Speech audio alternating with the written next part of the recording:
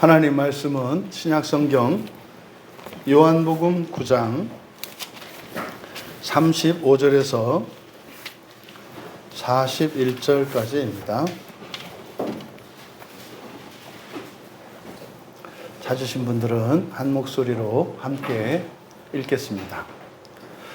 예수께서 그들이 그 사람을 쫓아냈다 하는 말을 들으셨더니 그를 만나사 이르시되 내가 인자를 믿느냐? 대답하여 이르되 주여 그가 누구시오니이까? 내가 믿고자 하나이다. 예수께서 이르시되 내가 그를 보았거니와 지금 너와 말하는 자가 그이니라. 이르되 주여 내가 믿나이다 하고 절하는지라. 예수께서 이르시되 내가 심판하러 이 세상에 왔으니 보지 못하는 자들은 보게 하고 보는 자들은 맹인이 되게 하려 함이라 하시니 바리새인 중에 예수와 함께 있던 자들이 이 말씀을 듣고 이르되 우리도 맹인인가? 예수께서 이르시되 너희가 맹인이 되었더라면 죄가 없으려니와 본다고 하니 너희 죄가 그대로 있느니라. 아멘. 기도하겠습니다.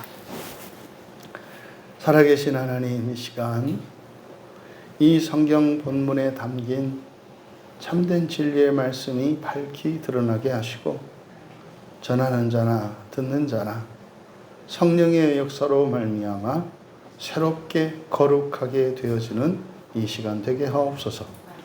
감사하며 예수님의 이름으로 기도하옵나이다. 거룩한 주일로 하나님께 예배하기 나오신 여러분 모두를 환영하며 축복합니다. 모처럼 만에 나오신 우리 김윤옥 권사님 그리웠습니다. 함께 또 예배할 수 있게 돼서 얼마나 감사한지 모르겠습니다. 내가 인자를 믿느냐라는 제목으로 설교하고자 합니다. 민재야, 설교 제목이 뭐라고?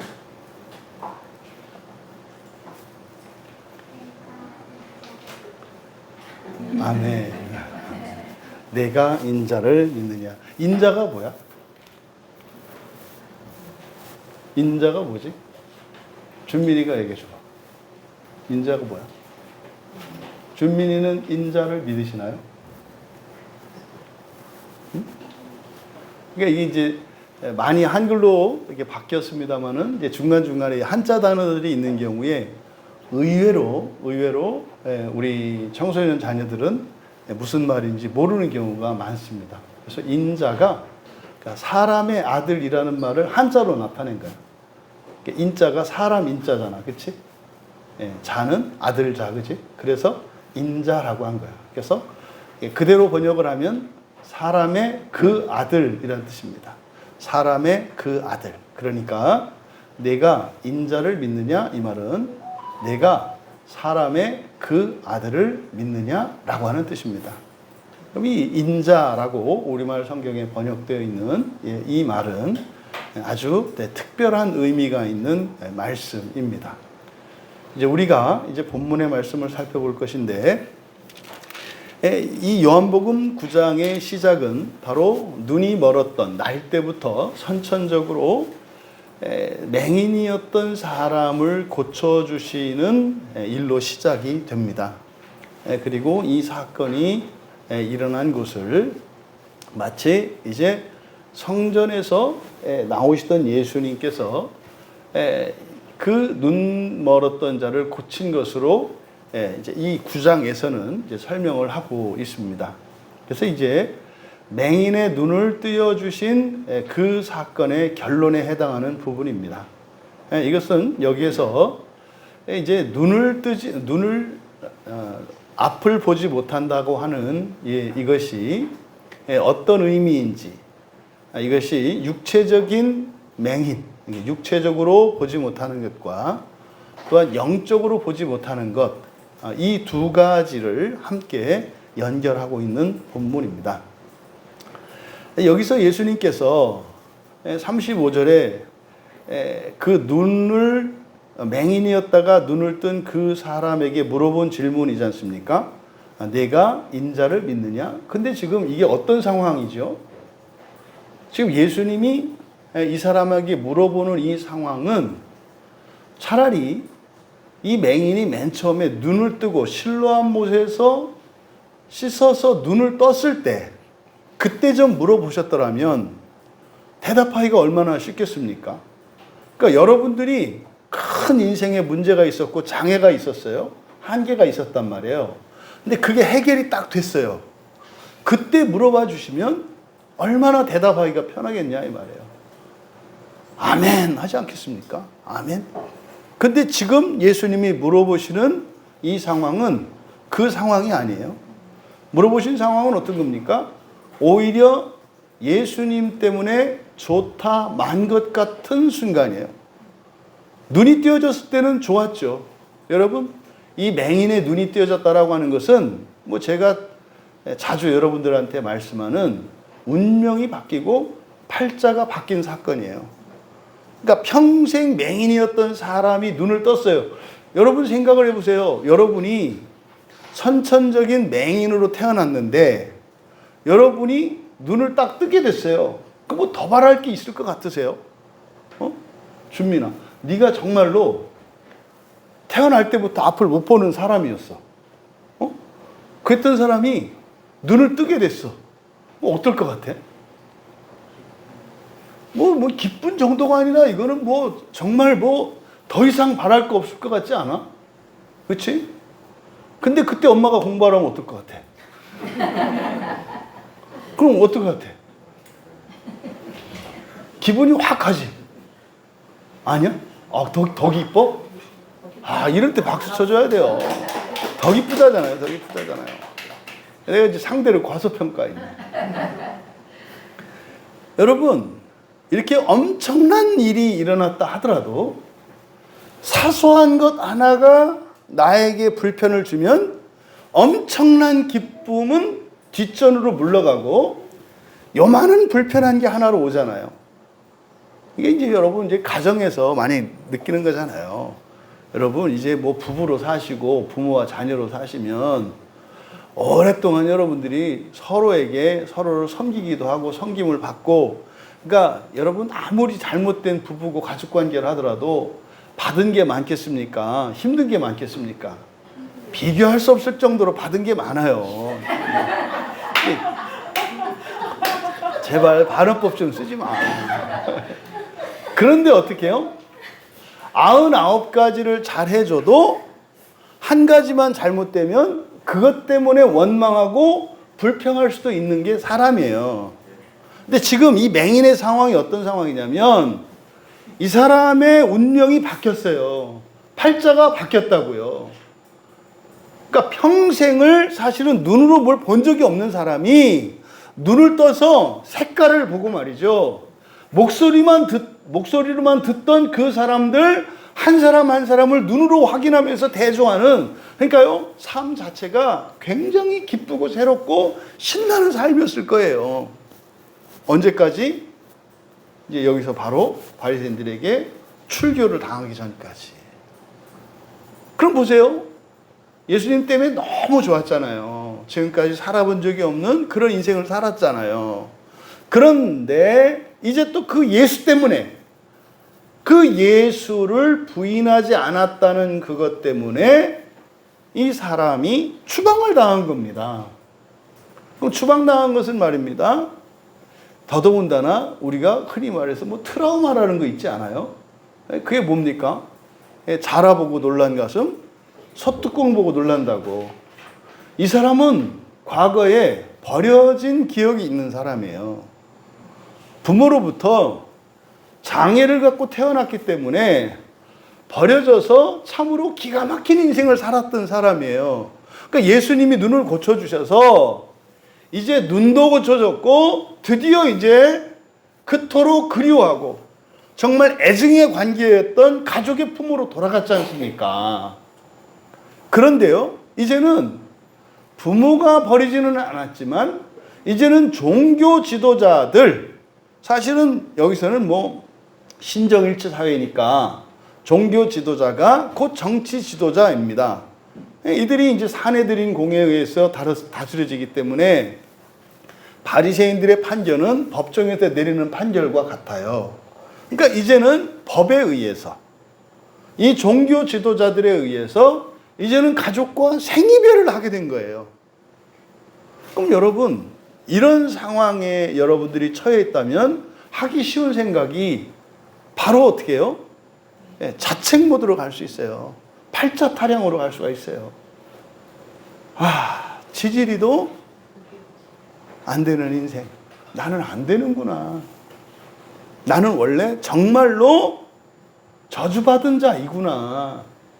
태어날 때부터 앞을 못 보는 맹인으로 태어나서 그렇게 놀림받고 가족으로부터 버려져서 죽지 못하고 간신히 살아남아서 이제 예수라고 하는 사람을 만나서 눈을 뜨이고 이제 받은 정상 생활을 하게 되어서 너무 기쁘고 감사했는데 이제 또 쫓겨나는구나, 이런 상황이에요. 이런 상황에 예수님이 던지신 질문이 내가 인자를 믿느냐라는 질문입니다. 여기서 우리가 눈여겨보아야 하는 단어가 있는데 만나다라는 말이 있습니다. 만나다. 이제 본문은 그냥 그들이 그 사람을 쫓아냈다는 말을 예수님이 들으셨고 그를 만나사 이르시되, 그래서 이때 만났다라고 하는 이 의미가 이게 정확하게 나타나 있지 않습니다. 우연히 만났는지 이 사람이 찾아와가지고 다시 내 눈 도로 감겨놓으라고 한 건지 뭐 했는지는 이게 정확히 알 수가 없어요. 근데 여기에 사용된 만나다라는 말은 휴리스코라는 말이에요. 이 휴리스코라고 하는 것은 여러분들이 목표로 삼고 찾아서 찾은 걸 말합니다. 여러분이. 그러니까 마치 놀이공원에서 여러분의 그 사랑하는 아들 손을 놓친 거예요. 놀이공원에 사람들 많은 데서. 그때 아기를 찾아 헤매는 엄마의 모습을 생각하시면 돼요. 이게 휴리스코입니다. 휴리스코. 그러니까 여기서 휴리스코라고 한 것은 말이죠. 이 맹인이 사실은 예수님 때문에 쫓겨난 것이 아니라 뭐 때문에 쫓겨난 겁니까? 신앙 때문에 쫓겨난 거죠. 신앙을 버리지 않았기 때문에 쫓겨난 거죠. 그래서 그 소식을 예수님이 들었다는 거예요. 그 소식을 듣고 예수님이 어떻게 하셨다는 거예요? 찾아 나섰다는 거예요. 그러니까 마치 동네 밖으로 쫓겨나고 있는 그 사람을 뒤따라 예수님이 오신 겁니다. 어떻게 오셨겠어요? 점잖게 느그적 오셨겠습니까? 막 그냥 헉헉거리면서 땀을 뻘뻘 흘리면서 그렇게 뛰어오셨겠습니까? 엄청 뛰어오셨을 거예요. 그러면 그 사람을 만나기 위해서 찾아가시는 예수님 마음은 어떻겠어요? 이거는 기가 막힌 거죠. 너무 마음이 아프죠. 이러한 장면을 여러분들이 염두에 두시고 36절을 보셔야 된다. 그러니까 저 멀리 가고 있는 그 맹인되었던 자, 예수님이 눈을 띄워준 그 사람을 보셨을 거 아니에요. 그 사람을 만나서 첫 번째로 한 말이 네가 인자를 믿느냐라는 말이에요. 여기서 인자라고 번역된 이 말이 그대로 직역하면 사람의 그 아들이라는 뜻이거든요. 사람의 그 아들. 그러면 여기서 사람의 그 아들이라고 하는 이 말은 여러 가지를 함의하고 있습니다. 여러 가지 의미를 갖고 있습니다. 여기서 예수님이 물어보신 내가 사람의 그 아들을 믿느냐라고 했는데 우리말 성경에는 이게 잘 표시가 안 납니다만 여기서 너라는 말이 강조되어 있습니다. 원래 나, 너 이런 말은 동사 안에다 포함되어 있기 때문에 대명사를 쓰지 않아요. 이 헬라어는 나, 너, 그 남자, 그 여자 이게 동사 안에다 포함되어 있습니다. 그래서 주어를 쓰지를 않아요.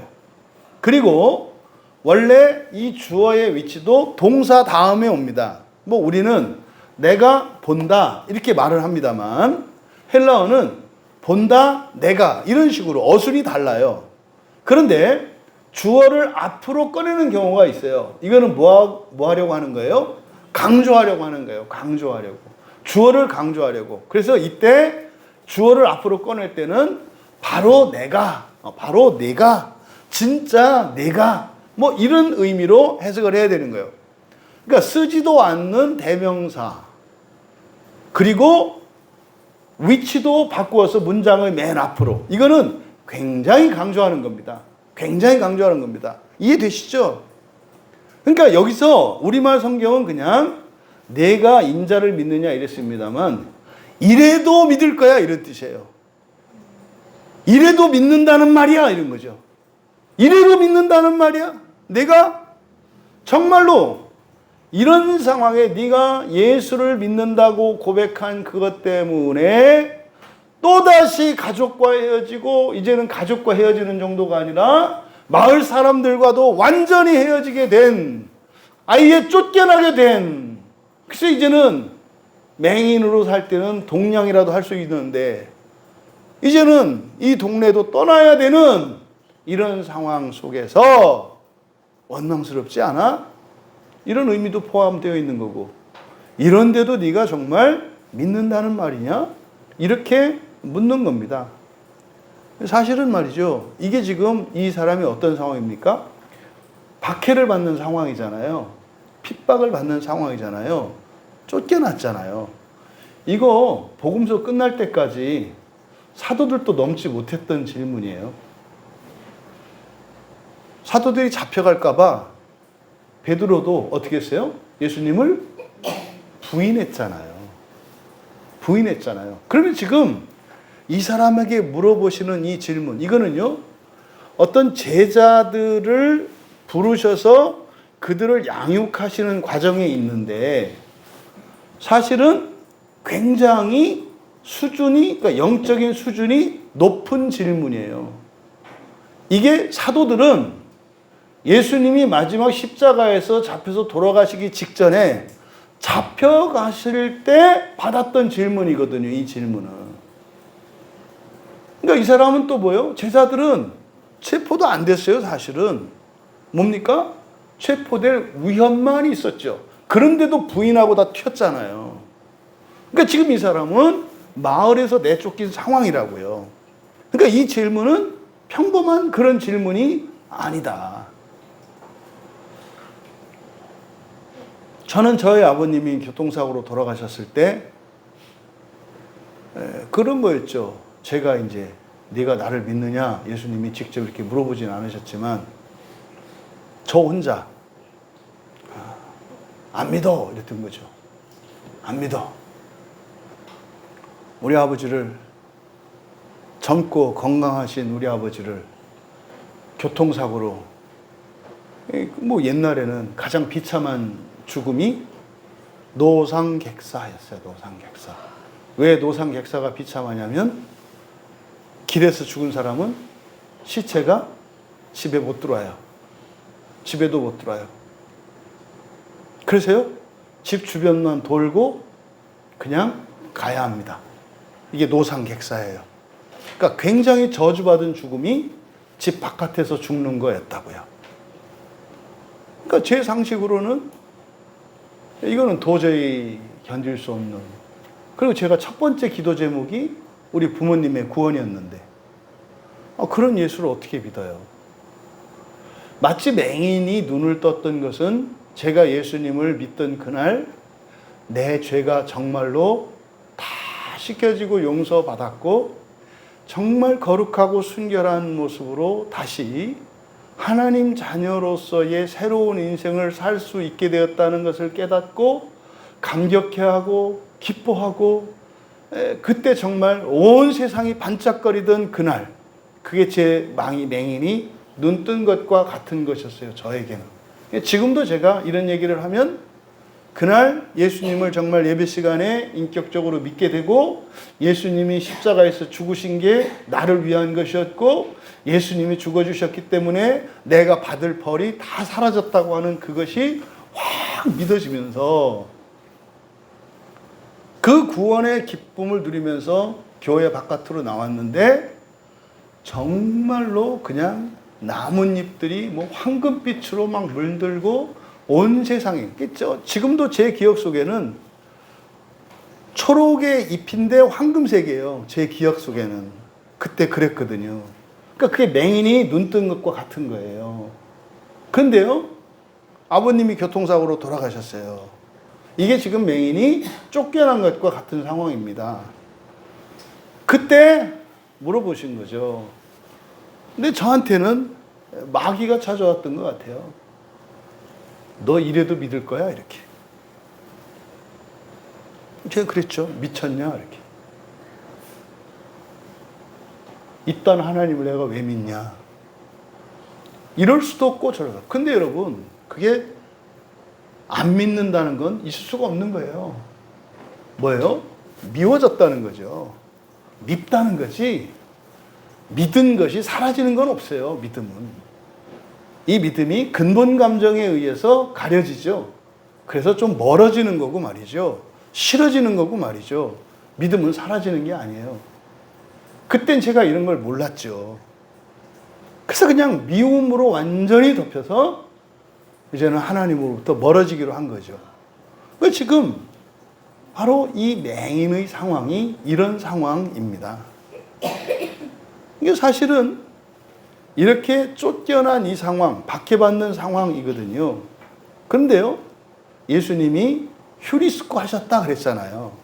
그러니까 쫓겨났다는 이야기를 들으셨고 막 찾아오셨다고 하잖아요. 이거는 마태복음 5장 11절과 12절에서 그 산상수훈에서 제자들에게 예수님께서 가르치실 때 나로 말미암아서 너희들이 박해를 받는다면, 지금 이 맹인의 상황이거든요. 나로 말미암아서 너희들이 이렇게 욕먹고 박해받고 이렇게 악한 말들을 이렇게 듣는다면 너에게 복이 있다 그러셨거든요. 너에게 복이 있다. 그러니까 그것을 기뻐해라 그러셨어요. 즐거워해라. 근데 그 복이 뭐냐? 하늘에서 상이 크다 그랬거든요. 하늘에서 상이 크다. 여러분, 이 땅에서가 아니라 하늘에서 상이 크다 이렇게 말씀을 하셨어요. 그러니까 산상수훈에서 말씀하셨던 이 말씀이 사실이라고 하는 것을 제자들은 확인할 수 있었겠죠. 예수님이 박해받고 쫓겨나니까 그때 분명히 사도들은 뭐 했을까요? 가기 싫었을 거예요. 성경에 안 나와 있지만 가지 말자고 했을 거예요. 왜요? 이 맹인은 이미 이단으로 낙인 찍혀서 출교된 사람이기 때문에 이단과 접촉하면 그 사람도 부정하게 되고 이단이 되거든요. 괜히 구설수에 오를 수 있거든요.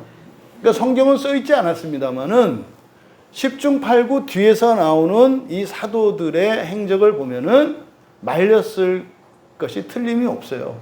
근데 예수님이 가신 거죠. 그러니까 그를 찾아가서 이렇게 예수님께서 말씀하시는 것, 그것은 뭡니까? 여러분들이 살면서 예수님의 이름으로 뭡니까? 여러분들이 성경 말씀 때문에 여러분들이 그 신앙을 버리지 않고 여러분이 신앙의 양심을 버리지 않고 고수할 때 그것으로 인해서 혹시 만에 하나라도 여러분에게 어렵고 힘든 일이 생긴다면 그건 뭐다? 땡 잡은 거다. 땡 잡은 거다가 무슨 말인지 모르겠다, 준민. 그치? 그렇겠네. 잘 된 거다. 잘 된 거다. 아주 횡재한 거다. 이런 뜻이거든요. 그러니까 여러분들이 양심을 지키기 위해서, 신앙을 떠나서 말이에요. 양심을 지키기 위해서 여러분들이 불이익을 당하고 감옥에 가고 이럴 때 어떨 것 같으세요? 의로운 사람들은 되게 자랑스럽습니다. 되게 자랑스럽다고요. 나라를 위해서, 나라의 독립을 위해서 애쓰던 독립군들이 있었잖아요. 우리나라가 일본에게 나라를 뺏겼을 때. 독립군들이 잡혀서 이제 감옥으로 갈 때 막 울면서 질질질 끌려갈 것 같으세요? 아니면 당당하게 갔을 것 같으세요? 당당하게 가요. 왜요? 자랑스럽거든요. 야, 이 한 놈을 우리 조국의 독립을 위해서 바칠 수 있은 거 됐어? 나는 지금 죽어도 내 인생에 여한이 없어. 오히려 죽는 것이 영광스럽고 자랑스러워. 나라의 독립을 위해서도. 그런 거거든요. 그럼 여러분들이 신앙을 지킨다는 것은 뭐 나라의 독립이 아니라 여러분들이 하나님 나라에 들어가는 일이거든요. 그러면 그것은 어때야 되겠습니까? 더 기쁘고 즐거워야 되는 일 아니겠습니까? 그런데 너희들이 나로 인하여 이렇게 박해받고 그러면은 하늘에서 상이 클 것이다 하면 입을 내민다고요. 그때는 입이 아니라 주둥이지. 내가 언제 하늘에서 받고 싶다 그랬나? 이 세상에서나 어렵게 하지 말라고 뭐 이런 거죠. 여러분 이게요 바른 생각이 아니에요. 정말로 만에 하나 여러분이 신앙 때문에 박해를 받는다면 그것은 무엇에 대한 보증수표라는 거예요? 하나님 나라의 첫째 부활로 들어가는 보증이라는 거예요. 그러니까 그게 기쁘고 즐거운 것이 돼야 되는데 기쁘고 즐겁지 않은 이유는 뭘까요? 하나님 나라의 첫째 부활로 들어간다는 이 말이 가치가 있지 않고 의미가 없기 때문이에요. 이거는 여러분 첫째 부활로 하나님 나라에 들어간다는 것은요 지옥 모든 사람들이 다 가야 하는 지옥을 가지 않는다는 얘기예요. 지옥을 가지 않는다는 거는요 이 세상에 태어났는데 말입니다. 흔히 말해서 금수저로 태어나서 한 번도 슬퍼 본 적이 없고 한 번도 실패해 본 적 없고 한 번도 억울해 본 적도 없고 한 번도 원하는 것을 이루지 못한 적이 없이 살았던 그런 인생을 보다 억만 배 더 복된 거예요. 이걸 모르니까 반대로 첫째 부활을 누리지 못한다고 하는 것은 이 세상을 살면서 맹인으로 태어났고 가족들로 버림받았고 평생 누님을 못 떴고 맹인 정도가 아니라 나중에는 나병까지 걸려서 온 살이 썩어 들어가고 나중에는 중풍까지 와가지고 걷지도 못하고 살면서 사람들에게 온갖 수치와 모욕과 이런 불행을 겪으며 살았던 것보다 억만 배 더 괴롭고 힘든 것이 지옥이에요. 첫째 부활로 들어가지 않는다는 것은 여러분들이 이 세상에서 겪을 수 있는 모든 참상과 끔찍하고 불행한 이런 일들을 겪는 것보다 억만 배 더 큰 거예요. 그러니까 우리의 소원은 첫째 부활이어야 합니다. 우리의 소원은 첫째 부활이어야 해요. 나만이 아니라 사랑하는 부모, 형제, 그리고 나의 자녀들, 친척과 이웃과 친구들, 교회 안에 있는 우리 지체들, 더 나아가서는 온 세상 사람들이 그렇게 되기를 바랍니다. 여러분들이 살면서 어려움을 겪어보셨잖아요. 그거는 말입니다. 지옥이 있다고 하는 예표예요. 외롭고 두렵고 믿고 고통스럽고 이런 모든 것은 지옥이 있다는 증거라고요.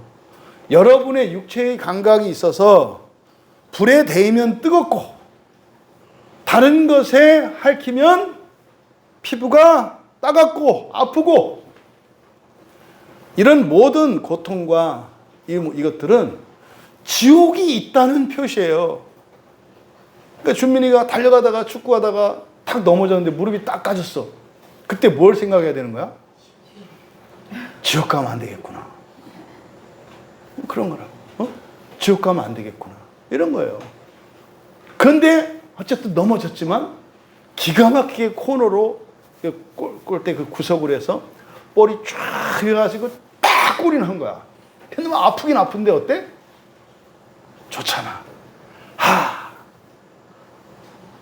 천국 소망으로 살아야 되겠구나. 근데 이왕이면 다치지 말고 골만 넣어야 되겠구나. 그치? 그게 뭐야? 이게 첫째 부활이란 말이에요. 첫째 부활에 참여하지 않으면 너무나 끔찍하고 두렵다는 거 기억하셔야 되고 첫째 부활에 참여한다는 것은 너무나 기쁘고 즐겁고 영광스럽다는 것을 기억하셔야 돼요. 그래서 우리는 소원이보다 첫째 부활이어야 합니다. 첫째 부활이어야 해요. 그런데 예수님의 이름으로 여러분들이 신앙의 양심을 따라서 살아가는 그것 때문에 박해를 받는다면 그게 무엇의 표다? 첫째 부활에 대한 보증이다. 이게 예수님의 말씀이에요. 지금 그 말씀 해주시려고 온 거겠죠. 이런데도 정말 내가 인자를 믿어? 그 뒤에는 뭐겠어요? 복되다. 복되다. 너 망한 거 아니야. 옛날에 네가 앞을 못 보는 아이로 장애를 갖고 태어났다고 저주받은 아이라고 버려진 것과 지금 버려진 것은 똑같은 상황인 것 같지만 지금은 버려진 것이 아니라 너는 어떤 거다? 복된 거다. 복된 거다. 그러면 바꾸어 말하면 과거에 부모로부터 버림받았던 그것 때문에 평생 가슴에 한을 품고 살았는데 그러면 그때 버림받은 그것도 복될 수 있었단 말입니까? 라고 물어볼 수 있는 거예요. 여기서 정말 믿습니다라고 하는 고백이 나온다면 그 순간 이 사람은 과거에 부모로부터 버림받았기 때문에 가졌던 과거의 모든 상처들과 원망들과 탄식들이 사라지는 거예요. 그래서 어떻게 해요? 현재가 바뀌면 과거도 바뀐다라고 얘기하는 거예요. 그러니까 지금 예수님이 쫓겨난 그를 찾아와서 이렇게 질문을 했는데 여기서 인자를 믿느냐 우리말 성경에 되어 있는데 인자의 뜻이 뭐다? 사람의 그 아들이라는 뜻이에요. 그러면 여기서 그 인자를 믿느냐라고 할 때 인자가 가리키는 게 누구겠습니까? 첫째는 눈을 띄워준 사람이에요. 내 눈을 고쳐준 사람. 내 눈을 고쳐준 그 사람. 이거를 지금 인자라고 하는 거예요. 근데 지금 그 사람 때문에 쫓겨나고 있잖아요. 어쨌든 상황으로는. 그 사람 때문에 네가 눈이 띄어지긴 했지만 그 사람 때문에 네가 이렇게 고통을 당하게 됐는데 그래도 넌 그 사람을 믿을 거야 라는 뜻이에요. 또 하나 인자라고 하는 이 표현은 구약 성경에서 오실 메시아에 대한 표현입니다. 오실 메시아에 대한 표현이 인자, 사람의 그 아들이라는 말이에요. 근데 요한복음에서만 보면 이미 예수님께서 사람의 그 아들이 무엇인지를 앞에서부터 계속 가르쳐 주세요. 그래서 요한복음 3장 13절에서는 이 인자가 하늘에서 내려온 자라고 그러셨어요. 하늘에서 내려온 자를 사람의 그 아들이라고 해요. 그래서 내려온 이유가 뭐냐? 3장 14절에 모세가 뱀을 든 것처럼, 그러니까 놋뱀이죠. 놋뱀처럼 들려야 할 자. 이게 무슨 말인지 나중에 알죠. 놋뱀처럼 들린다는 게 뭡니까? 인류의 모든 죄를 대속하기 위하여 하나님의 속죄의 양으로 십자가에 달릴 자를 말하는 거예요. 그러니까요, 하늘에서 와서 이 땅의 모든 죄를 대신하기 위해 십자가에 달려 죽을 자라는 뜻이에요. 그리고 5장 27절에서는 심판할 권한을 가진 자라고 그래요. 이 인자가 심판의 권한을 가진 자. 왜요? 아버지가 주셨거든요. 성부 하나님이. 또 요한복음 6장 27절에서는 바로 영생의 양식을 주고 하나님이 인친 자가 인자라고 해요. 또 요한복음 6장 53절에서는 그 인자의 살과 피를 먹고 마셔야 영원한 생명을 가질 수 있대요. 그러니까 우리는 누구의 피와 누구의 살을 먹어야 한다고요? 인자의 피와 살을 먹는다고요. 이거는 사실 뭡니까? 성찬식에 대한 예표를 말하는 거죠. 그거를 먹어야 영생을 가져요. 여러분 성찬식이 있을 때 누누이 말합니다마는 여러분들이 성찬식이 있는 걸 알고도 안 와. 그 사람은 무조건 지옥에 가시는 상태라는 걸 아시면 돼요. 그러니까 여러분들이 그러니까 이 예배드리고 성찬하는 거를 그냥 형식처럼 알고 계시는데, 그래서 여러분들이 뭐 꼭 주일을 빠져야 된다면, 뭐 한 달에 한 번은 빠지기로 결심을 해서 여러분 계획표에 따라 한 주를 꼭 빠져야 되신다면 절대로 성찬이 있는 마지막 성수주일은 빠지지 마라. 응? 여러분, 오늘날 사람들이 너무 마음이 이게 무뎌지고 눈이 어두워져서 참 가르치기가 어려운데, 중세 때요, 황제들도 꼼짝 못했던 게 이 성찬이었어요. 황제들이 이 목사가 성찬에 참여하지 못하게 할까봐 벌벌벌 떨었던 게 성찬이라니까요. 왜요? 성찬에 참여하지 못하는 것은 무엇을 의미한다고요? 지옥에 가는 걸 의미한다고요. 여러분, 이게 시대가 바뀌었다고 유행 따라 바뀔까요? 아니에요. 보세요. 우리 교회에서는 한 달에 한 번 성찬식을 하고 성찬의 의미를 제가 계속 얘기를 하지 않나요? 성찬에 빠지면 여러분 지옥 가는 거예요 라고. 이때 무슨 말입니까? 몸이 아프고 지리적으로 어떨 수 없는 사람은 말하는 게 아니에요. 그런 분들은 뭐 지금 우리 안현숙 권사님이나 뭐 박남현 집사님이나 박미수 집사님 같은 분들은 물리적으로 예배 공간에 올 수가 없는 상황이잖아요. 그런 분들은 어떻게 하면 된다? 여기서 떡을 먹을 때 씹어라. 여기서 잔을 마실 때 침을 삼켜라. 기도하면서. 떡과 포도즙을 마시는 것은 영적으로 우리가 먹고 마시는 것, 그러니까 믿음으로 먹고 마시는 것이기 때문에 동일한 은혜의 효과가 있어요. 그런 분들은. 그런데요, 그런 어떤 물리적이고 절대적인 이유가 아닌 이런저런 다른 핑계 때문에 오지 않을 때는 지옥을 가기로 하고 그걸 결정하는 거라니까요. 여러분 진짜 믿어주세요. 그러니까 선택은 여러분이 하시고 결정도 여러분이 하셔야 되는데, 겁 없이 그런 일을 하지 않았으면 좋겠다고요. 그러니까 이 성찬이, 그러니까 왜 한 달에 한 번만 할까요? 빠질까봐 겁나서 그러는 거예요. 빠질까봐. 그러니까 한 달에 한 번은요, 무조건 오세요. 절대 빠지지 마세요. 아니, 2000년 교회 역사 속에서 그 절대적인 권력을 가졌던 그 왕들이 뭐 이렇게 골이 벼서 광신자라서 그런 것 같으세요? 그게 사실이기 때문에 그런 거예요. 사실이기 때문에. 그러니까 바로 이 성찬에 대한 예표, 인자의 살과 피를 먹고 마셔야 한다고 그랬어요. 그게 인자예요. 또 요한복음 6장 62절에서는 이전에 있던 곳으로 올라갈 자, 그러니까 하늘이죠. 하늘에서 왔다 그랬으니까. 하늘에서 왔다 그랬으니까 다시 하늘에 올라갈 자. 예, 승천하시잖아요. 나중에 다 그게 말씀대로 되거든요. 또 요한복음 8장 28절, 바로 앞에 8장 28절에서 뭐라 그랬냐면, 바리새인이나 이런 유대인들은 인자를 든 후에나 알게 된다 그래요. 그러니까 뭡니까? 십자가에 못 박아 죽이고 난 뒤에 그때 안 돼요. 사실은 예수님의 제자들도 사도들도 다 그랬다고요. 십자가에 못 박혀 죽으신 이후 그때나 돼야 안 돼요. 그런데 맹인이었던 이 사람은요, 인자를 알아요.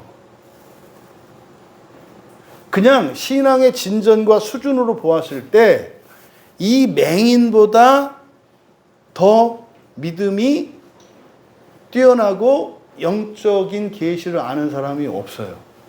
제자들 중에도. 맹인이었는데, 거지였는데. 겉으로 봐서는 오히려 바리새인들이 그래야 할 것 같은데, 교회 처음 나온 사람이에요, 말하자면. 이 사람이. 그 지금 예수님이 던지는 이 질문 속에는 많은 함의가 있다고 그랬잖아요. 이게 이제 구약 성경에서도 선지서에서 선지자 중에 에스겔과 다니엘을 하나님이 인자라고 불러요. 인자야. 이 인자라는 말이 많이 나오는 것이 에스겔서예요. 에스겔서에는 93번. 우리말 성경을 기준으로 했을 때 93번이 나오더라고요.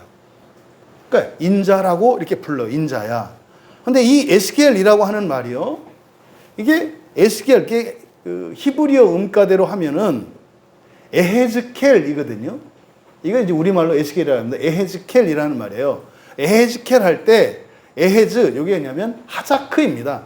하자크 플러스 엘이거든요. 엘은 신이에요, 신. 신. 하자크는 이거는 견고해지다, 강해지다 이런 뜻이에요.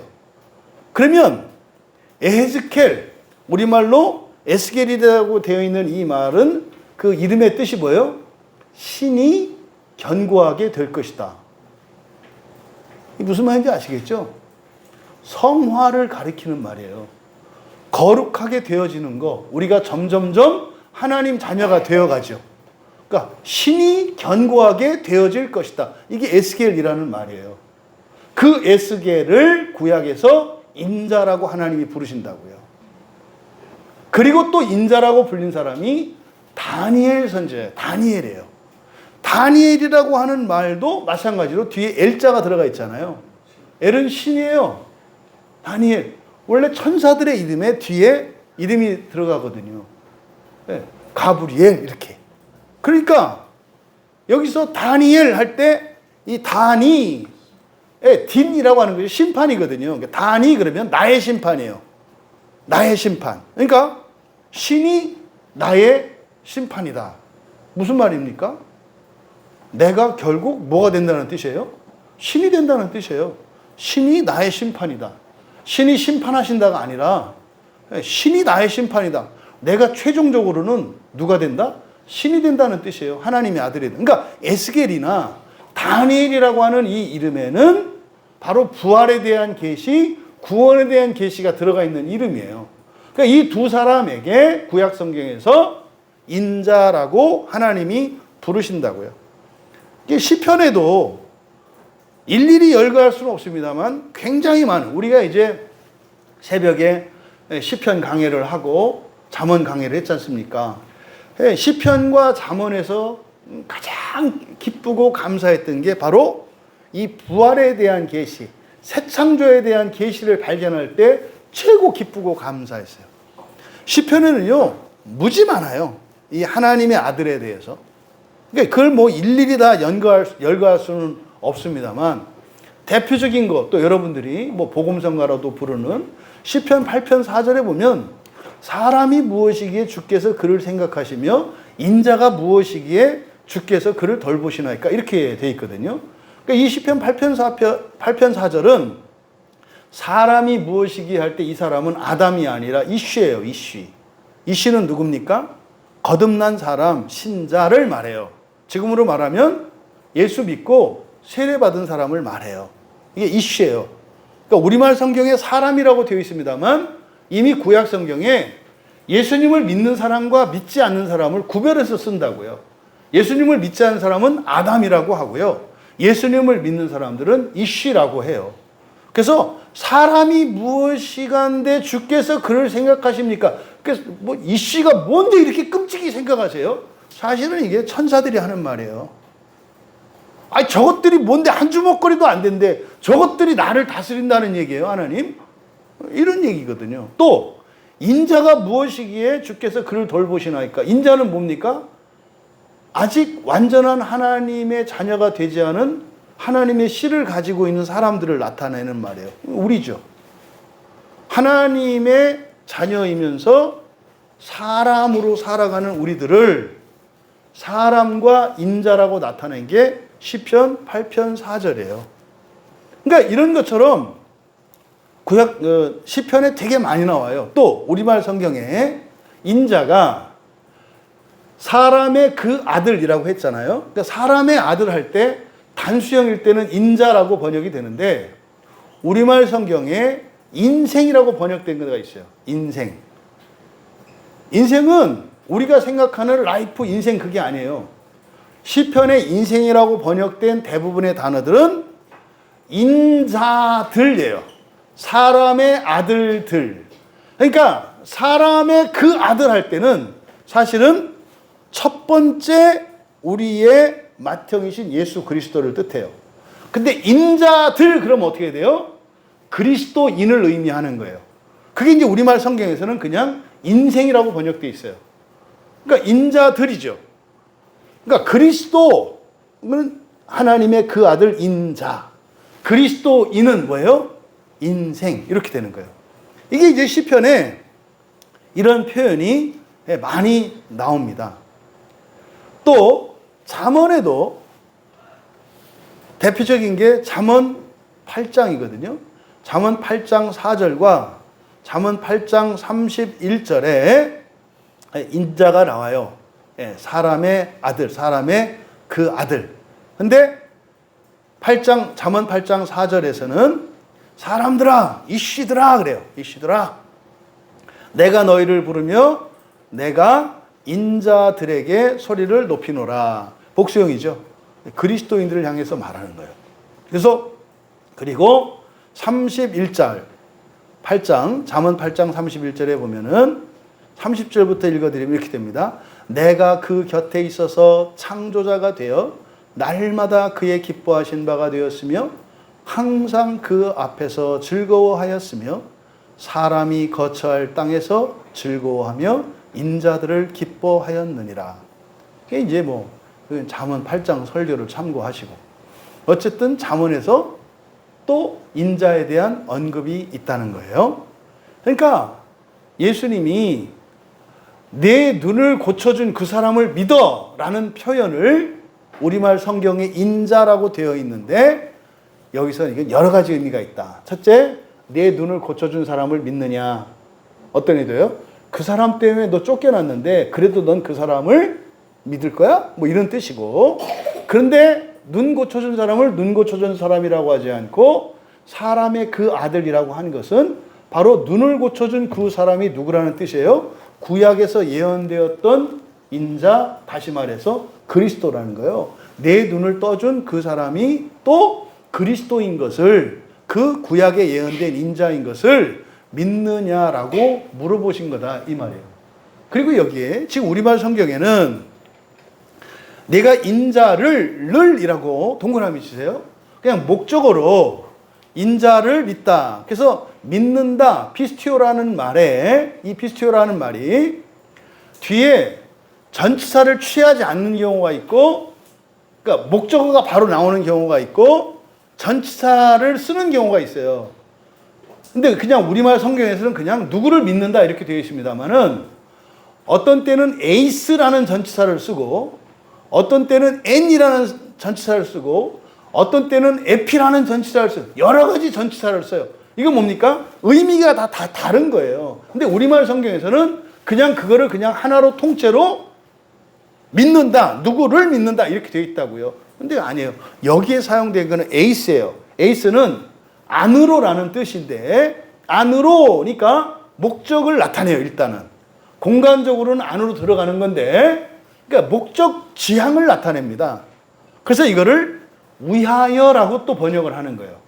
안으로 위하여. 이거는 뭡니까? 목적을 말하는 거예요. 그러면 인자를 믿느냐 할 때, 인자를 할 때 위하여 또는 안으로라는 이 말을 썼어요. 믿는 목적을 가리키는 거예요. 믿는 목적이 뭐예요?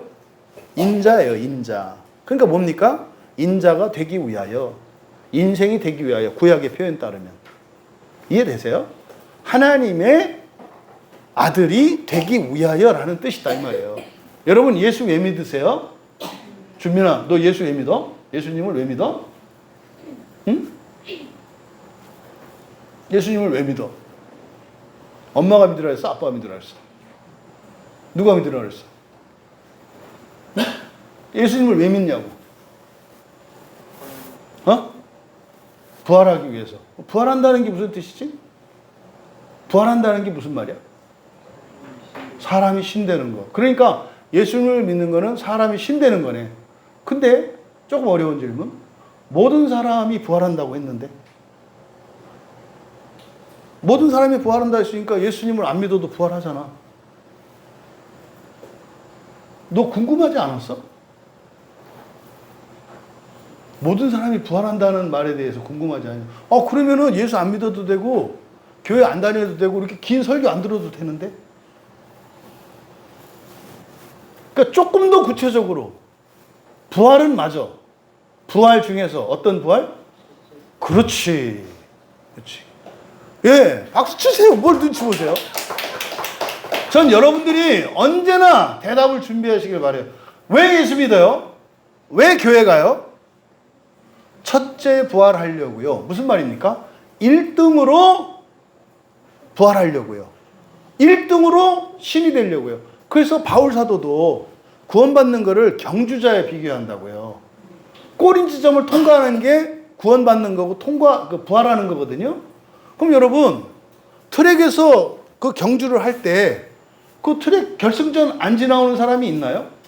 다 들어와요. 다 들어와. 근데 바울 사도가 뭐라 그래요? 면류관은 1등만 받는다. 그러니까 뭐 해라? 1등 해라 그래요. 1등. 조심할 것은 우리는 막 안 달려갈 거죠? 질문의 의도를 지금 파악하고 못하고 계셔. 잠깐 딴 생각들 하신 거야. 꼬리 지점에 도착할 때 어떻게 하실 거냐고. 1등을 해야 첫째 부활인데 어떻게 할 거냐고. 네? 빨리 갈 거요? 어떻게 가실 거요? 손잡고 함께 가시길 바랍니다. 그래서 인생이 힘든 거예요. 그래서 인생이 힘든 거예요. 만약에 나만 혼자 받으려고 하면 그냥 무한질주 하겠죠. 그러면 골치 아픈 것도 없어요. 근데요, 같이 첫째 부활에 참여하려고 하니까 힘든 거예요. 모르는 척 속아주고.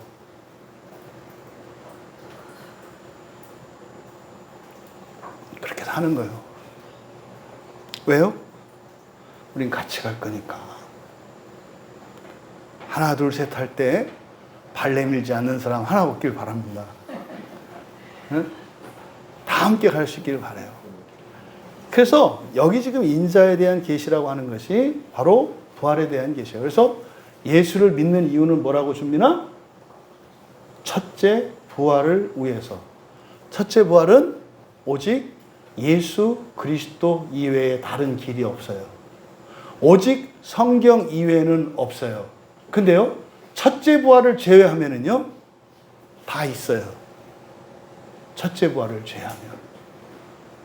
첫째 부활을 하려니까 오직 예수만 믿어야 되고, 첫째 부활을 하려니까 오직 성경만 따라야 하고, 첫째 부활을 하려니까 교회에 나와야 되는 거예요. 그런데 교회에서 첫째 부활을 없애버렸어. 그럼 어떻게 될까요? 교회 나올 필요가 없어요. 지금 교회가 그렇게 하는 거예요.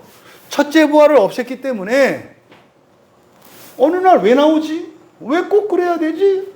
그러니까요, 교회 나올 필요 없어. 그러니까 교회 나오면서도 고민하고 있다니까요. 꼭 이래야 되나? 그 첫째 부활이 뭔지 모르니까. 여러분이 왜 양심을 지키며 살아요? 왜 이 맹인이 쫓겨나야 하냐니까요. 뭐 때문에 그래요? 첫째 부활 때문에 그렇다니까요. 첫째 부활 때문에. 이거 포기할 수 없어요. 이거는 나만을 위해서 포기 안 하는 것도 아니죠. 내가 포기 안 해야 내 가족들도 소망이 있지. 왜? 내가 손을 안 놓을 거거든. 내가 첫째 부활할 사람이야. 근데 뒤에서 안 따라오는 가족들이 손을 붙잡고 있어. 그러면 시간은 좀 지체되겠습니다만 이들이 어떻게 될까요? 첫째 부활에 이를 수 있도록 변화될 때까지 하나님 일하시겠죠. 근데요, 나만 들어가려고 손을 놓는 순간 그분들은 지옥에 가는 거예요. 그래서 어떻게 하는 거다? 참고 사는 거다. 근데 멋있지 않냐. 부모된 여러분들은 일하고 힘든 거 보람 있으시잖아요. 그죠? 왜? 내 자식들을 위하니까. 자존심도 상하고 모욕스럽고 수치스러워도 그래도 뿌듯하잖아요. 에? 저녁이 돼서 집에 돌아갈 때 내가 그래도 우리 식구들을 위해서 생각 보람 있잖아요. 물론 그렇게 하고 집에 들어간다 그래서 대접받는 건 아니다. 대접 안 한다고 또 입냄을 그러지 마라. 잘못하면 주둥이 된다. 원래 그런 거다, 원래. 그럴 때 어떻게 해라? 나는 가족을 위해서 열심히 살았건만 가족들이 인정해 주지 않고 나를 홀대할 때 기뻐하고 즐거워해라. 하늘에서 상이 클 것이다. 그러면 그게 불행한 일이 되겠어요? 안 되겠어요? 안 되죠. 그리고 나면 오히려 나를 부당하게 대하는 사람들이 불쌍해져요. 더 사랑하게 된다고요. 이제 그에게 대답합니다. 예수님께. 주여, 그가 누구십니까? 내가 믿고자 합니다. 그러니까 뭐예요?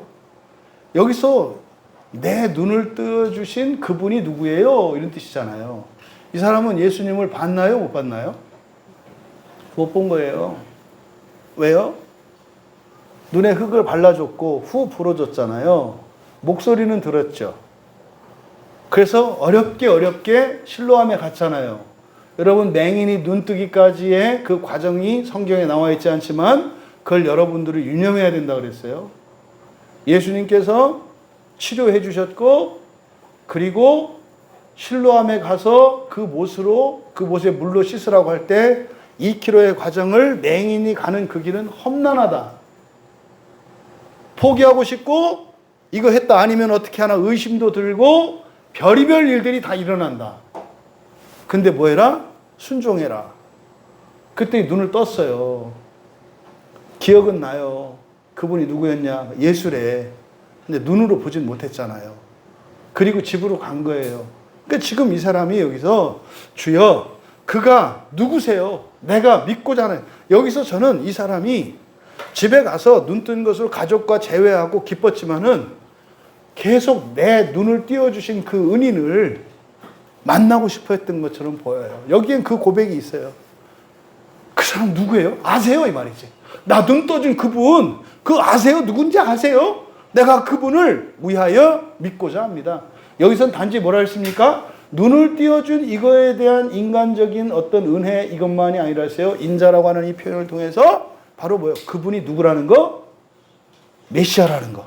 구약의 이사야 선지자를 통해서 예언되었던 눈을 띄워주는 사건은 바로 이거 뭐예요? 메시아가 왔다는 사건이고, 눈 떠준 것도 감사하지만 내 눈을 띄워주신 그분이 누구라는 거? 메시아라는 거. 어떻게 알게 됐다? 성령께서 가르쳐 주셨다. 그래서요, 그 사람이 그 사람 알아요. 나 믿을 거예요. 이런 거죠. 그러니까 메시아가 왔다는 것을 이 사람을 믿는 겁니다. 이게요, 요한복음 4장에서 수가성 여인과의 문답과 비슷해요. 4장 25절에 보시면은 수가성 여인이 그렇게 고백하거든요. 메시아 곧 그리스도라 하는 이가 오실 줄을 내가 압니다. 오실 줄을 내가 놀랍잖아요. 여러분, 수가성은 사마리아예요. 지금으로 말하면 이단이거든요. 정통 유대교 신앙에서 보면 이단이라고요. 근데 그 사람이 누구를 믿고 있어요? 메시아를 믿고 있어요. 메시아가 올 걸 믿고 있어요. 그러니까 제발 무슨 교단에 속해 있어야 뭐 한다 이런 얘기 하지 마라. 성경에 써 있잖아요. 맹인은 교회도 안 다니는 사람이에요. 수가성 여인은 이상한 데 가 있던 사람, 이단에 가 있던, 저주받은 데 가 있던 자리예요. 그러니까 여러분은 교회 다니고 여러분들은 저 사이비 신천지나 이런 데 안 가니까 여러분들은 첫째 보라고 저 사람은 안 할 거다. 꿈 깨요. 뭐 뒷말은 하면 내가 저 뒤탈이 두려워서, 후환이 두려워서 말을 못 하겠네. 잊지 마세요. 그러니까 수가성 여인도 그걸 알았어요. 그리스도를 기다리고 있어요. 메시아를 기다리고 있었다고. 오늘날 교회 다니는 사람들이 얼마나 메시아를 기다리고 있냐고. 오는 건 관두고 교회 가보면 머리 다 빨간띠 두르고 예수는 오지 마라 이러고 있어. 미치겠어요. 오늘 한국교회에서 11시 예배가 드려졌을 텐데 대부분 교회에서 예수를 오지 마라, 예수를 오지 마라, 더 살아야 되겠다. 미치겠다니까요. 집단의 관계요. 여러분, 이상하지 않아요? 2000년 동안 계속됐다는 거 잊지 마세요. 지금 바리새인들이 교회잖아요. 죽이려고 하잖아요. 변함없어요. 이거는 옳고 그르고의 문제가 아니에요. 이거는 얼마나 이 영적인 어둠이 이 세상에 대해서, 이 구원의 복음에 대해서 얼마나 지배할 정도로 강하게 역사하는가를 여러분들이 아셔야 되는 거예요. 옳다 그러다 제발 이렇게 가지 마라. 그러니까 지금 예수님께 하는 그 대답, 주여 그가 누구시오니까 내가 믿고 사나이다. 이것이 여러분들의 고백이기를 바랍니다. 내 인생에 눈을 띄워주신 그분이 메시아인 것을, 그리스도인 것을 믿습니다. 내가 그분을 보기를 원합니다. 고백할 수 있는 여러분 되시기 바라요. 이게요, 첫째 부활의 신앙을 가진 사람들의 고백이에요. 이 고백이 어디서 나왔다고요? 쫓겨나는 상황에서 나왔다고요. 여러분 아프고 힘들 때 나왔다고요. 괴롭고 답답하고 두려울 때 이 자리에서 나왔다고요. 이걸 여러분들이 기억하시기 바라요. 그러니까 예수님이 말씀하세요. 그분 어디 계시냐고. 그분 어디 계시냐고. 우리 주님 어디 계시냐고. 내가 믿을 거라고. 그랬더니 내가 그를 보았거니와 지금 너와 말하는 자가 그이니라. 여기서 보았거니와 완료 시제예요. 여기에 사용된 단어가 호라오라는 단어인데, 호라오는 1차적으로 눈으로 본다는 뜻입니다만, 영어로 I see 그러면은 무슨 뜻이 줍니까? I see 그러면 안다라는 뜻이잖아. 그렇지? 그러니까 C가 보다라는 뜻이잖아. 이게 호라오가 그런 뜻이야. 내가 봤다, 네가 봤다라는 것이 이때 본다라는 게 아니라 뭐예요? 알았다라는 뜻이에요. 알았다. 완료 시제. 그러니까 알았다는 게 뭡니까? 이미 알았어요. 메시아를 알았어. 1차적으로는 성령의 역사로 말미암아 구약의 계시를 통해서 메시아가 올 걸 알았어. 또 하나는 뭐예요? 눈 띄어준 그 사람이 누구였다는 거예요? 메시아였다는 거예요. 너는 이미 경험했어. 만난 적이 있어. 너는 못 봤지만 눈으로. 근데 여기서 호라오라고 했기 때문에 눈으로 봤다는 뜻이 아니라 뭡니까? 사람으로 오신 그 메시아, 그리스도를 너는 이미 경험했다는 뜻이에요. 그리고 나서 지금 너와 말하는 자가 그야. 그게 나야 이거죠. 어땠을 것 같아요? 38절에 그냥 우리말로 평범하게 이르되 주여 내가 믿나이다. 이렇게 했을 것 같아요?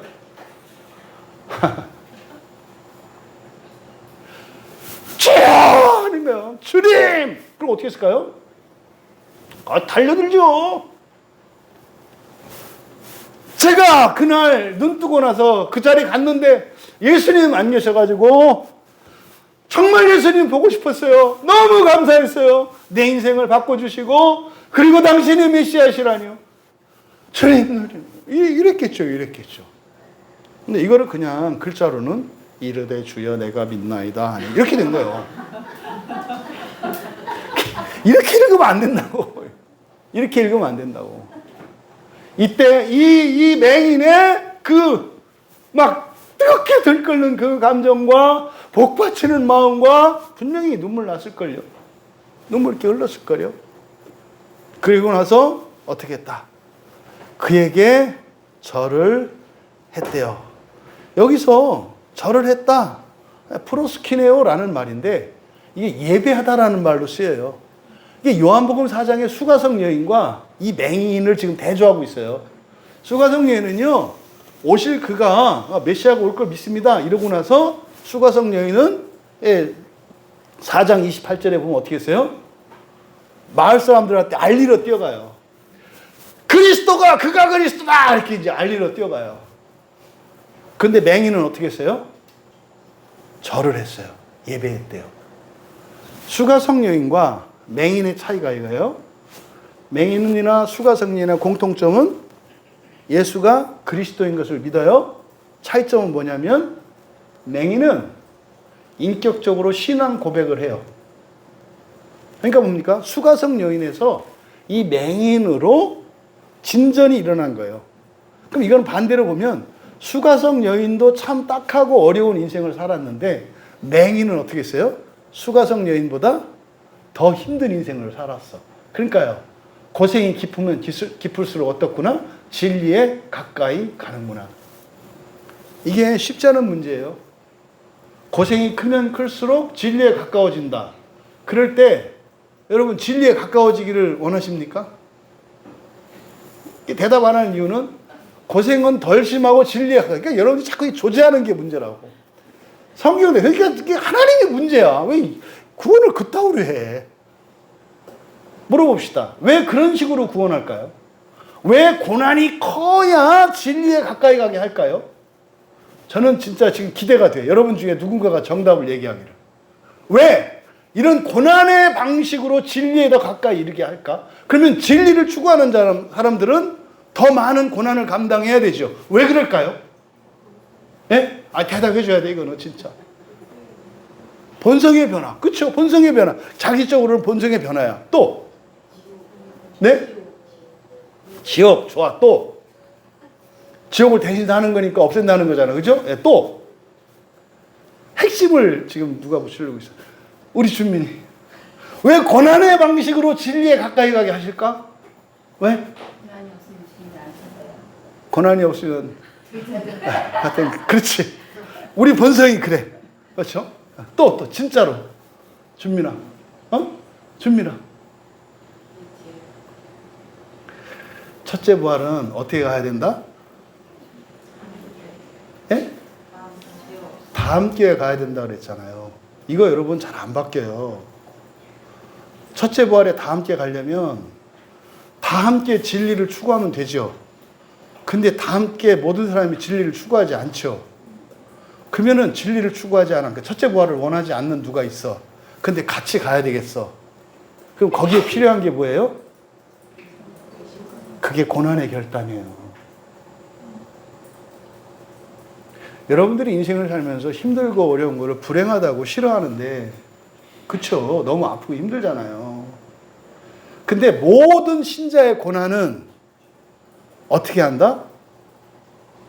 주님이 그것을 가져다가 구원받을 수 없는 자를 구원하시는 수단으로 사용하신다. 뭐가? 여러분의 눈물이.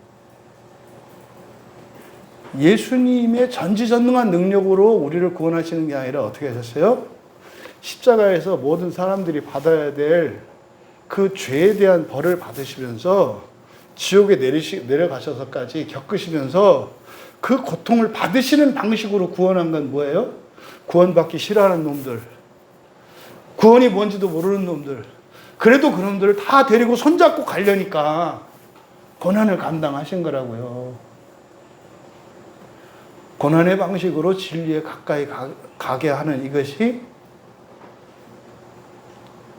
선뜻 내키는 일은 아닙니다만 그 의미를 깨닫는 여러분 되시기 바랍니다. 그래서 여러분들이 설사 여러분의 실수와 잘못으로 어려운 일이 생겼다 할지라도 원인이 무엇이든지 간에 그리스도인이 겪는 모든 고난은 어떤 가치가 있다? 구원받을 수 없는 자들, 구원받고 싶어 하지 않은 자들을 구원하시는 하나님의 은혜의 수단이 된다. 그래서 여러분이 힘든 거에 대해서 낙심하거나 절망하거나 불행하다고 생각하지 마라. 제가 하나님을 오해해서 20대 때 하나님이 아버지를 교통사고 나서 죽게 하신 줄 알고, 그건 제가 진짜로 화가 나요. 교회에서 그렇게 배웠거든요. 제가 사람의 목숨이 죽고 사는 거는 하나님께 달렸대. 그래서 사람이 죽는 거는 하나님이 하시는 거래. 그거 하나 때문에 전 교회에서 그렇게 배웠기 때문에 우리 아버지가 교통사고로 돌아가신 건 하나님이 하신 일이었어요. 그걸 알고 어떻게 하나님을 믿어요? 내 아버지를 죽인 사람이 나한테 억만금을 준다고 한들 내가 그걸 받겠어요? 응? 복수하지 않는 게 다행이지. 잘못 배워서. 그러니까 교회에서 잘못 가르쳐지는 교회가 그 20대의 푸르른 청년의 가슴에 시커먼 죽음이 들어와서 그렇게 살게 했어요. 근데 사실은 돌아보니까 제가 오해한 거잖아요. 어쨌든. 그죠? 근데 그때 그 지독하게 겪었던 20대, 제 20대의 소원은 죽는 게 소원이었다고요. 뭐 지금 요즘에 이제 우리 누님들이 제 설교를 들으니까 제가 이렇게 산지 누님도 몰랐을 거예요. 아무도 몰랐어요. 제가 그렇게 산지는. 쟤 왜 술 먹고 저러나 이랬을 거예요. 왜요? 죽으려고 그런 거예요. 죽으려고. 어떻게 하면 죽을까? 여러분 20대 청년이 죽는 게 소원이어가지고 아침에 눈 떴을 때 살았다고 한숨 쉬는 이런 인생이 기가 막히지 않아요?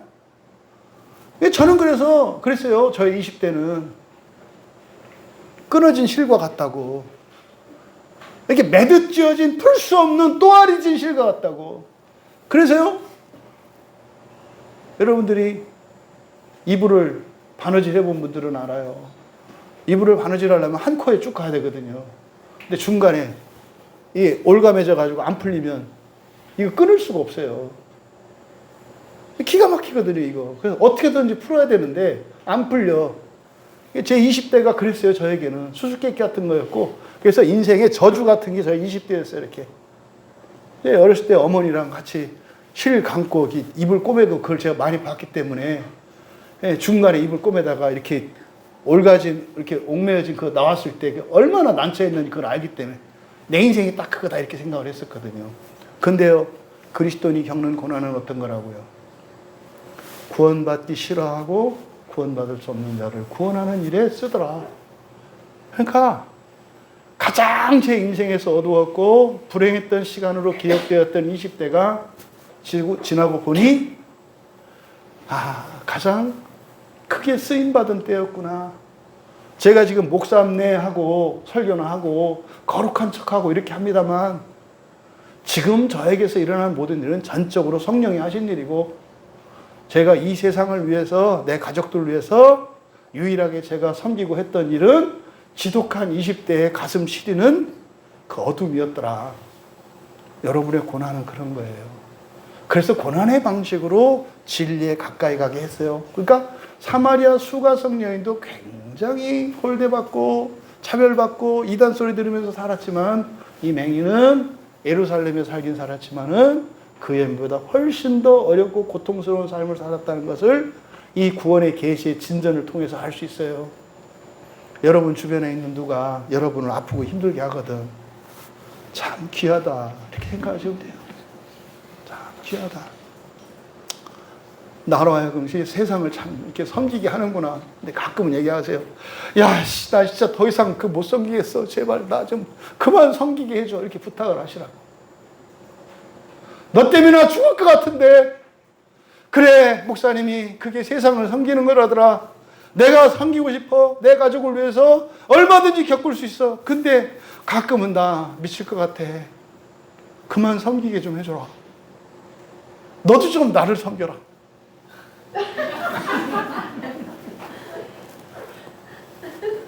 아는 사람은 알고 모르는 사람은 모르고. 고난을 꺼려져요. 근데 여러분들이 고난을 멀리하면 세상에 소망이 없어요. 여러분 가족들에게 소망이 없어요. 말씀드렸잖아요. 오죽하면 오늘 이 주일에 예배를 드리는 이 시간 모든 적지 않은 대다수의 죄송하지만 적지 않은 교회에서 다 예수님 오지 말라고 설교하고 있다니까요. 예수님 오지 말라고. 이 시대에 필요한 건 뭐겠어요? 고난의 결단이에요. 제가 교회 개척할 때 산에서 내려와서 아내한테 했던 말이 그거였어요. 여보, 우리가 할 건 그냥 우는 것밖에 없다. 그냥 고난을 겪는 것밖에 없다. 그래서 우리 집에서 그렇게 시작을 한 거예요. 여러분이 겪는 고난은 세상을 위한 그리스도의 헌신과 같은 것임을 기억하시기 바랍니다. 가치가 전도되어 있어요. 여러분들이 돈으로 뭘로 좀 섬기고 하는 거 섬기는 거 아니에요. 그건 그냥 하나님의 여러분에게 행하신 일들을 성령으로 하여금 할 수 있도록 하는 거고, 진짜로 섬기는 건 뭐예요? 겪는 거라고. 우리가 매물도 갔다 왔잖아요. 매물도 가서 섬긴 게 뭐예요? 그때 아무도 안 도와줘가지고 그 막 뻘뻘 올렸잖아. 그게 귀한 거야. 어? 그날 이게 한 게 귀한 게 아니라 그게 귀한 거였어. 그러니까 그것 때문에 우리가 이렇게 주둥이가 될 필요 없다 이 말이에요. 그게 귀한 거였다고 그게. 그러니까 저쪽 마을에서 다 온 거보다 이쪽 마을 사람들이 우리 오고 나니까 성도님 집 부신 거 그게 귀한 거라고. 이게 여러분들에게 믿음으로 아멘이 될 수 있기를 바랍니다. 그래서 이 사람은 예수님은 신앙을 고백했어요. 이거 뭐겠어요? 저는 주님처럼 세상을 섬기기 위해서 기꺼이 고난을 결단합니다. 이게 영접한 거예요. 주님으로 영접한 거예요. 나 주님처럼 살래요 라고. 이 사람은 어떻게 했을까요? 아, 주님 이렇게 사셨군요. 주님은 고쳐주고 도와주시는데 이렇게 욕먹고 아, 이렇게 사셨군요. 다른 건 몰라도 그 자리에 저도 갈게요 주님. 이렇게 참여한 거예요. 그게 뭡니까? 절하는지라 프로스키네. 이게 절했다는 뜻이에요. 프로스키네요. 절했다, 예배했다. 그러니까 수가성 여인이 이야기할 때 우리는 여기서 예배하고 뭐 이렇게 얘기하잖아요. 그때 예배하다라고 번역되어 있는 단어가 절하다, 똑같은 프로스키네예요. 그러니까 예수님께서 39절에서 말씀하세요. 내가 심판하러 이 세상에 왔으니 보지 못하는 자들은 보게 하고 보는 자들은 맹인이 되게 하려 함이니라. 우리 찬민이 어디 갔나? 찬민아. 찬민이. 아, 화장실. 아. 우리 민수가 39절에서 질문. 아, 있어. 잘못된 거 있어. 39절에. 이상한 거. 그렇지. 성경에 뭐라고 써 있어? 예수님이 오신 게 뭐하러 왔다고? 근데 심판하러 왔다고 했어? 심판하러 오셨다고 그랬어? 그렇지 않다고 그랬어. 앞에 요한복음 3장 17절 보세요. 요한복음 3장 17절. 같이 읽습니다. 시작.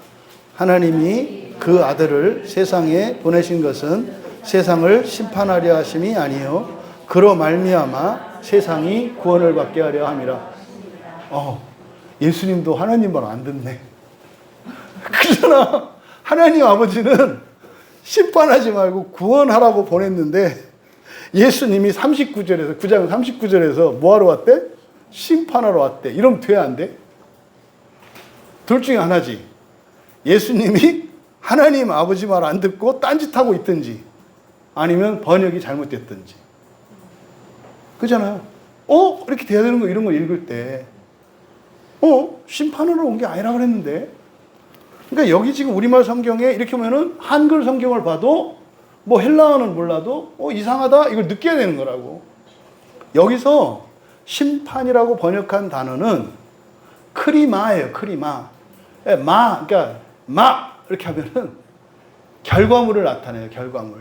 그러니까 헬라어에서 말하는 말은 결과물을 나타내요. 그래서 재판의 결과물이 뭐죠? 판결이죠. 판결. 재판 끝나고 나면 판결이 나오잖아요. 땅땅땅. 그러니까 여기서는 심판이 아니라 뭐예요? 판결이에요. 판결.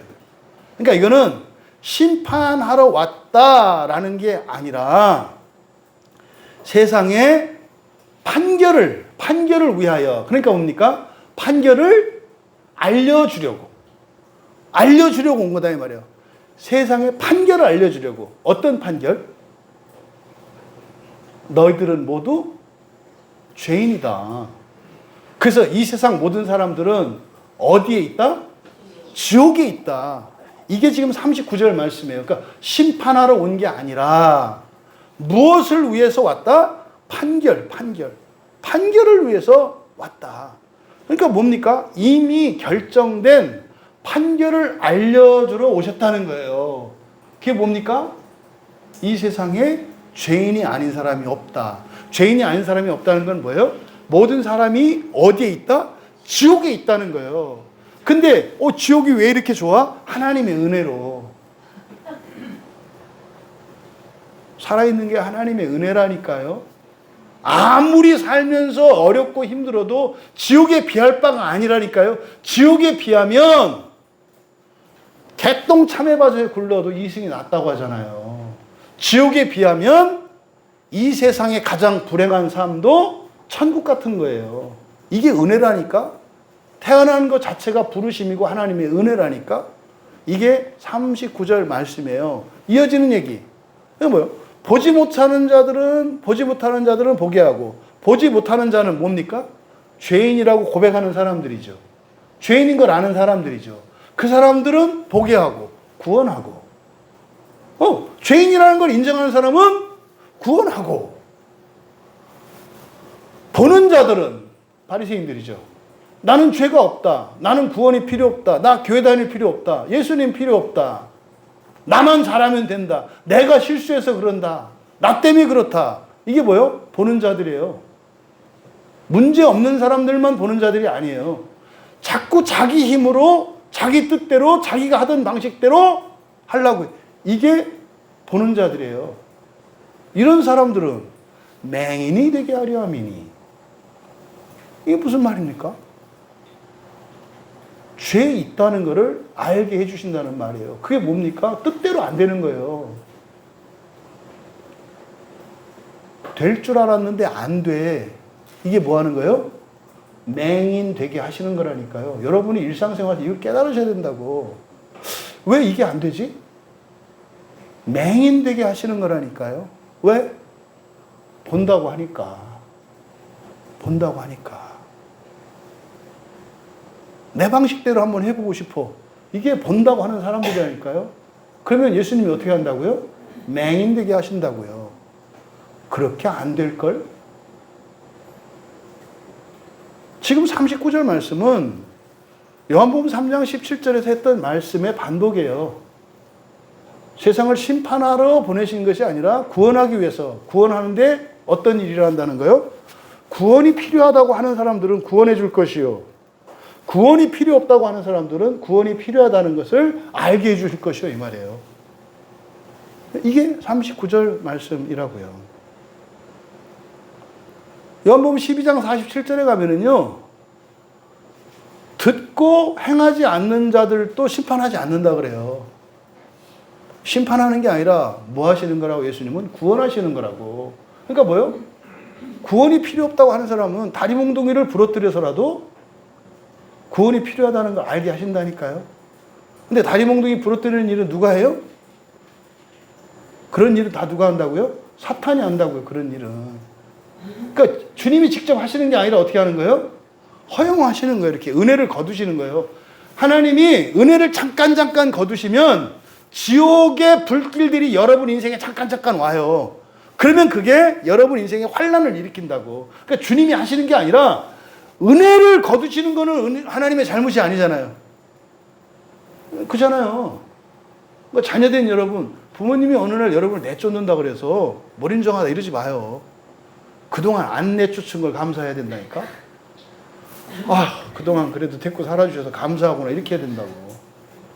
우리 회원장이 바로 권사님한테 감사합니다 하잖아. 지혜로운 자야지. 권사님 감사합니다. 저 어린 양을 내쫓았으면 또 시험에 들어서 그냥 어디 세상길에서 헤매고 있을지도 모르는데. 그 얘기예요. 여러분 인생에 일어나는, 그러니까 하나님이 치셨나? 제발 이런 얘기 하지 마라. 치셨나 할 때 우리는 뭐라는 얘기 해야 되는 거예요? 내가 본다고 생각하고 있었나? 이래야 되는 거예요. 내가 본다고 생각하고 있었나? 이렇게 생각해야 되는 거지. 마지막 40절에 결론이에요. 40절과 41절, 40절. 바리새인 중에 예수와 함께 있던 자들이 이 말씀을 듣고 이르되 우리도 맹인인가? 여기를 그대로 직역하면 이렇게 돼요. 바리새인들 중에 이 말씀을 들었다. 그들은 그와 함께 있는 사람들이었다. 그들은 예수께 말했다. 우리도 맹인이 아닙니까? 무슨 말이에요? 맹인인 걸 깨달았다는 뜻이에요. 9장의 시작은 누가 맹인이었고 눈을 떴어요? 부모에게서 버려진 한 사람이 맹인이었고 육체의 눈을 떴어요. 9장의 끝은 누가 맹인이었고 어떻게 됐어요? 바리새인들이 눈은 멀쩡히 떴지만 영적인 맹인들이었어요. 우리도 맹인이었네요, 이 말이죠. 그러면 맨 처음에는 육체의 눈을 떠주시고, 그리고 9장의 마무리는 영적인 눈을 띄워주시는 사건이에요. 결국 육체적으로 눈이 멀었던 자를 통해서 영적으로 눈이 먼 자로 하여금 눈을 뜨게 하시는 하나님. 놀랍잖아요. 놀랍잖아요. 예수께서 그들에게 이르시되, 우리말 성경에는 41절에 이게 생략되어 있죠. 41절에 예수께서 이르시되, 거기다 치세요. 그들에게예요. 그들에게. 그래서 또 이게 누구한테 했느냐, 그래서 뭐 많은 사람들한테 했을 거다, 뭐 했을 거다, 막 주석 보고 이게 논쟁하거든요. 그래서 성경 보면 그냥 그들에게가 빠져 있는데, 그들이 누구겠어요? 바로 앞에 있는 예수와 함께 있던 자들 대명사예요. 그러니까 누구와 함께 한 거예요? 바리새인들. 그동안은 뭡니까? 예수를 믿지 않던 사람들, 그들에게, 바리새인들에게. 그러니까요, 바리새인은 영원한 지옥에 던져지는 사람들이에요? 아니면 구원의 대상이에요? 구원의 대상이잖아요. 지옥 가서도 복음 전하는데 어떻게 해? 그러니까 그들에게요. 그들에게. 우리말에 빠져 있는 거예요. 헬라 원문에 있어요. 그들에게 이르시되, 너희가 맹인이 되었더라면 죄가 없으려니와 본다고 하니 너희 죄가 그대로 있느니라. 이게 뭡니까? 너희들이 맹인이었다면 죄가 없는 게 될 텐데, 너희들이 두 눈이 있었기 때문에 죄가 있는 거야. 무슨 말입니까? 육체적으로 장애가 없었기 때문에 영적으로 장애가 있었다는 거예요. 맹인은 육체적으로 장애가 있었기 때문에 영적으로 장애가 없었다는 거예요. 여러분 뭐 선택하실래요? 그냥 선택하지 마세요. 주어진 대로 다 하세요. 둘 다 안 좋아. 그러니까 뭐예요? 누가 누구보다 더 낫다고 할 수 없다는 거예요. 똑같이 뭡니까? 영적으로 장애가 있거나 육체적으로 장애가 있거나 똑같이 우리를 구원하시는 그리스도께 의지하면 된다는 거예요. 결론은 이게 더 낫다. 영적인가?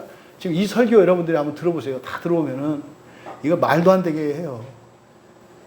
처음에는 이 맹인의 눈을 띄워줬대. 육체의 눈을 띄워줬고, 마지막에는 영적의 눈을 띄워준대. 영적인, 왜? 바리새인은 구원받으면 안 되거든요. 그러니까 바리새인의 영적인 눈이 뜨면 안 돼. 그러니까 맹인이 처음에는 육체적인 눈을 뜨고, 그 다음에 영적인 눈을 뜨고, 하나님이 여러분의 현실의 문제들을 고쳐주시고, 그 다음에 영적인 구원하시고, 말이 되는 것 같은데 성경은 그 얘기가 아니다 이 말이에요.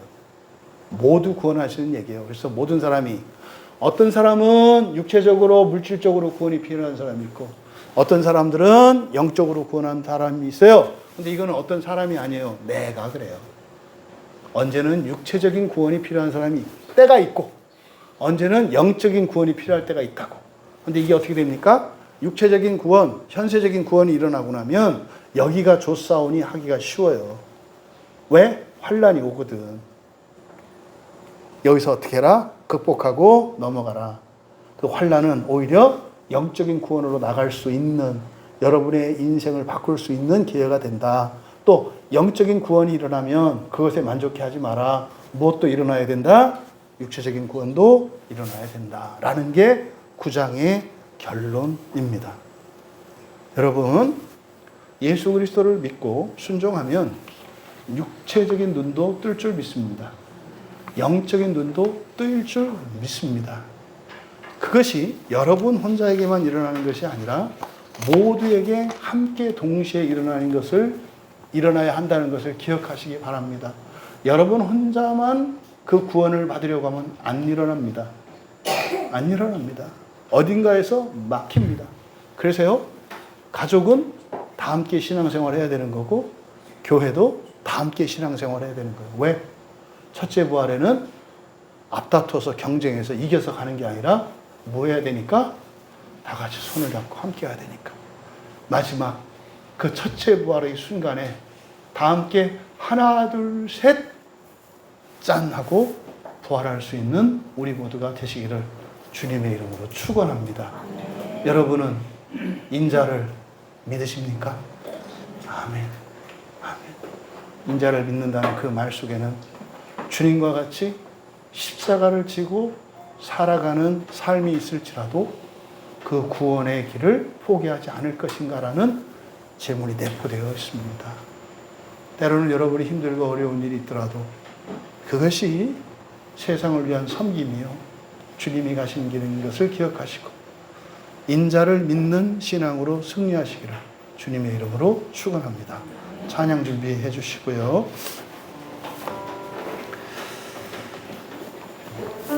정말로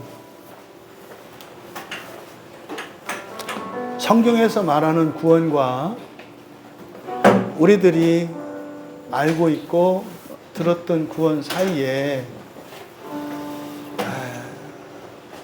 많은 부분에 있어서 이렇게 빠져 있는 부분들이 있다는 걸 우리가 발견하게 돼요. 그래서 촘촘한 구원의 지식과 이런 신앙 고백이 있을 때라야 실제적으로 여러분들이 구원을 경험하실 뿐만 아니라 때로는 여러분 인생에 어렵고 힘든 일이 올 때도 그 고난도 선용하실 수가 있어요. 그리고 하나님이 여러분 인생에 정말 복을 주시고 재물도 주시고 영광을 주실 때 그거로 인해서 여러분이 세상에 발목 잡히지 않을 수 있어요. 우리가 정말 하나님 나라의 소망을 위해서 세상에 태어났다는 거 잊지 마시고 하나님이 사람으로 이 땅에 오신 것은 첫째 부활을 위한 것이라는 것. 그 첫째 부활을 위해서 절대적으로 성경이 필요하고 오직 성경 말고는 다른 거 없다는 것. 그래서 그 첫째 부활은 오직 예수 그리스도의 십자가의 사역과 하늘에서의 통치와 성령의 내주하심으로 가능하다는 것. 그것의 핵심은 성경입니다. 근데 거기에는 여러분들이 전인격적으로 참여하셔야 돼요. 예배 참여하셔야 되고 성경을 읽으셔야 되고 설교 반복해서 들으셔야 되고 그러면 기도가 자동으로 돼요. 왜 내 힘으로 안 되는데 어떻게 하나님께 도와달라고 해야지. 여러분들이 성경을 기준으로 기도를 생각을 해야지.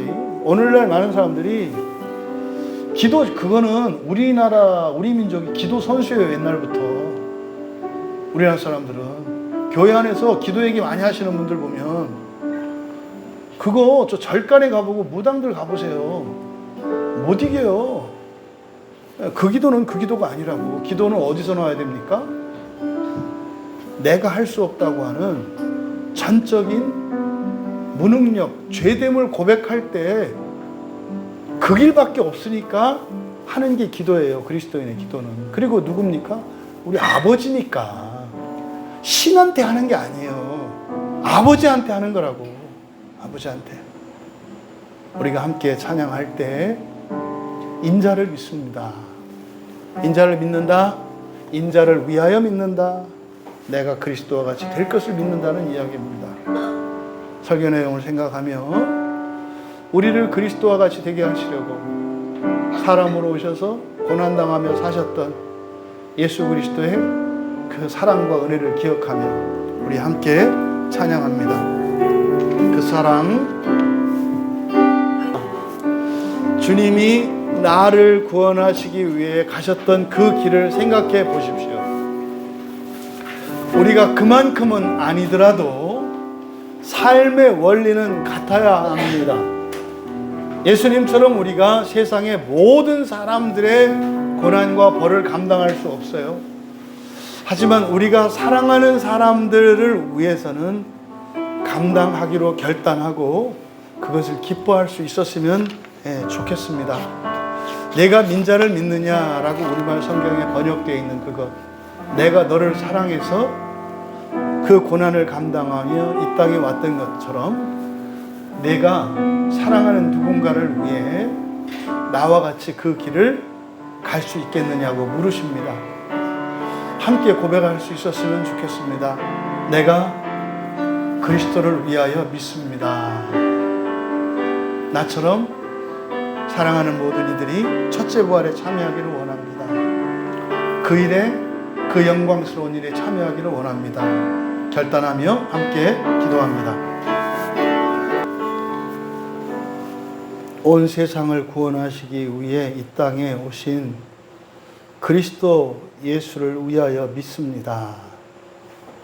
그리스도로 말미암아 저희들이 완전한 부활에 이르게 되었고 또한 저희들을 통하여 온 세상을 완전한 부활로 이끄시기를 기뻐하시는 주님, 저희들이 고난을 결단하며 그리스도를 따라 살기로 고백하였사오니 사랑하시는 주의 자녀들의 마음속에 믿음과 용기가 날마다 자라게 하여 주시고 그 거룩한 기쁨에 참여케 하셔서 이 세상에 지옥에 가는 자 하나도 없게 하시고 저희들이 감당하는 고난으로 더 많은 이들이 첫째 부활에 나올 수 있도록 저희들을 사용하여 주시옵소서. 감사하며 예수님의 이름으로 기도하옵나이다.